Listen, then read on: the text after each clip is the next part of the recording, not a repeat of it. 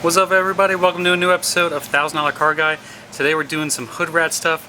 I don't know if it's gonna work, but well, that's how hood rat stuff goes, I guess.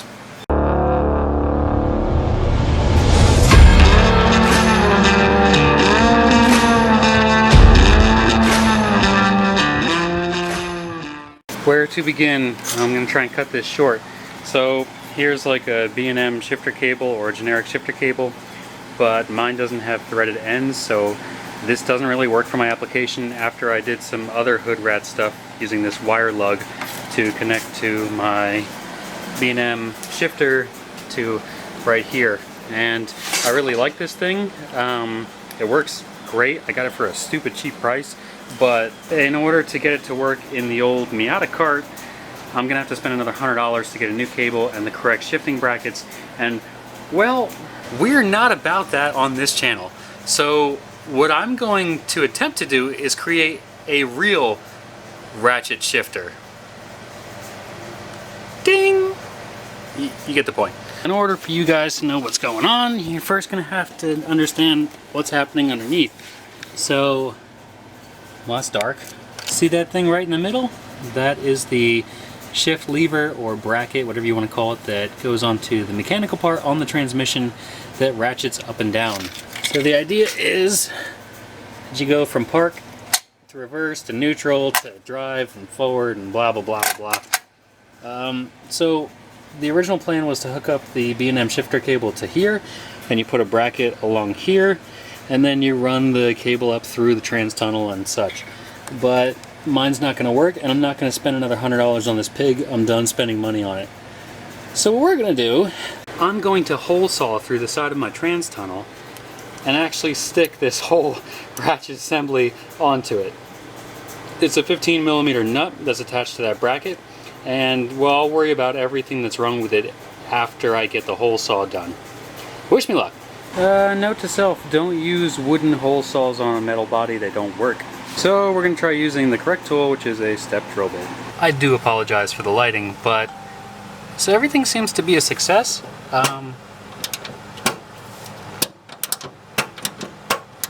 So there we are. We're in park right now. We go ahead and switch the ratchet the other direction.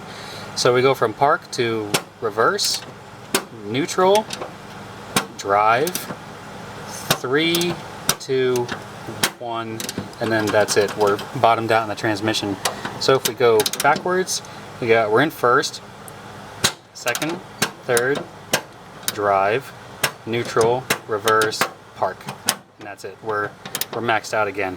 So obviously this isn't great, clearly, especially being so close to the gas pedal there, but it does prove a point that something like this will work. Let's see if we can take a quick look underneath. As you can see, the long socket sticking through there. I'm tempted to pull off the long socket and stick a shorty on with a small extension to see where that gets us, but I guess it works, right? I mean, you could say that we made ourselves a ratchet shifter. I know, cheesy. Now, obviously, if this was to stay on here for any longer amount of time, I think dabbling with different size sockets would make a big difference. I also think that putting a lock nut onto the transmission bracket would be quintessential, because we can't have it backing off. Now, we will have a wrench to put it back on, but as this thing vibrates and, you know, drops all of its nuts and bolts, we're going to lose that thing on the street somewhere. So I'm going to do some thinking to see if we can come up with a more permanent solution for this situation, but hey, it works, baby. So it's the next day, and as you guys can tell, I've still got some tools up on this thing, and it's still lifted way off the ground. So I guess now is the trial period. I'm just going to move it forwards and backwards, hopefully. Also, I didn't state this for anybody who's watching the channel. I have acquired HP tuners, and I was able to load a new tune on it, which has made it run immensely better. So we still don't know while driving it around yet, and I'm still learning all the basics for HP tuners, but you know, you gotta start somewhere. So I'm gonna go ahead, get this thing back on the ground. I might have to move that. And I guess we're gonna give it a little test drive forwards and back.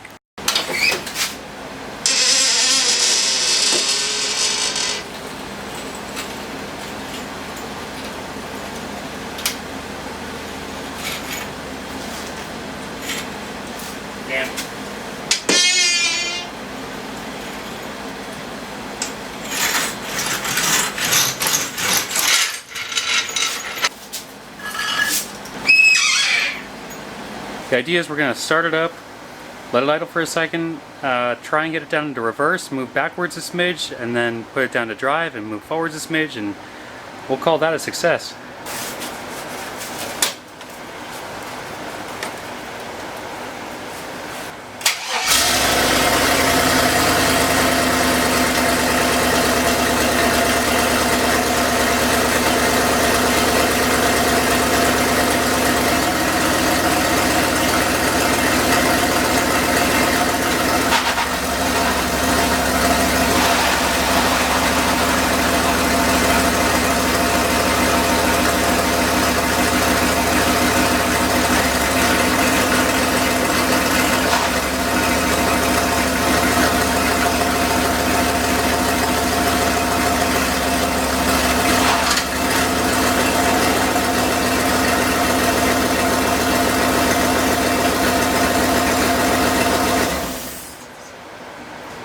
Okay, so not ideal, but it works.